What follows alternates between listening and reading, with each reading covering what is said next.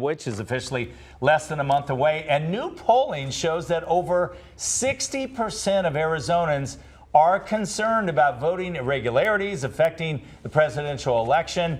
But how do you combat that mistrust in the election process? This morning, we're joined by two former Arizona legislators, former Congressman Matt Salmon and also former State Representative Daniel Hernandez.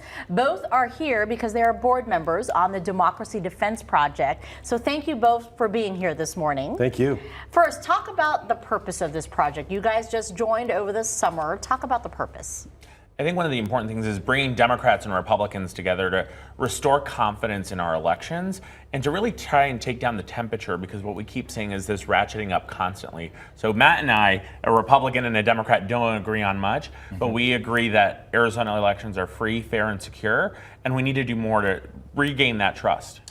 And it's more important now than ever because the polling showed that both parties have some concerns about the elections. Now, they're different. On the Democrat side, they're more concerned about election interference, whereas on the Republican side, they're more concerned about non-citizens voting. Were you guys surprised to hear this information based on everything that we've seen over the past few years? And how do you combat? How do you convince people? I was personally very surprised. In that same poll, it showed that 8 in 10 Republicans still believe that the election was stolen back in 2020, and it's so important right now. I've said this before, and I'll say it till I'm blue in the face, but truth matters. And the fact is, we live in a great country, and we live in a country where we've always had a passing of the baton that has been seamless and safe. And January 6th was a stain on our nation's history. We don't want to see that happen again. We want to make sure that, number one, people have confidence in the voting, that they get out to vote, and that it's a safe transition of power like it's always been for the last couple of hundred years.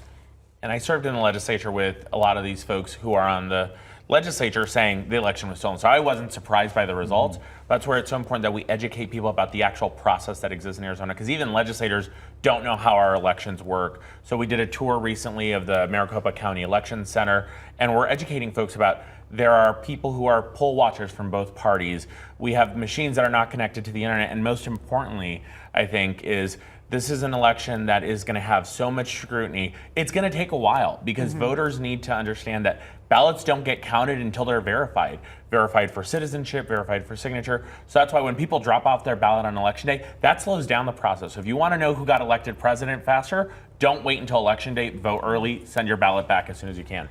Do you think getting the word out, trying to let them know this information that you're passing on will change, though, people's beliefs that, whether they're voting, whether Democrats or Republicans, their beliefs are their beliefs? Is it going to change? I think the more that you hit people with the truth and you show them, don't just tell them, but show them what the process is. And, as Daniel just said, when people understand how many safeguards are actually in place to make sure that the voting is the way it's supposed to be, I think that provides a calming effect to everybody.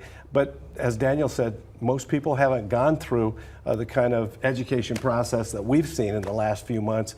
And what we're trying to do is share that information so that they can understand that there are so many safeguards to ensure that the election is going to be the way it's supposed to be. Well, thank you for coming in and talking about this.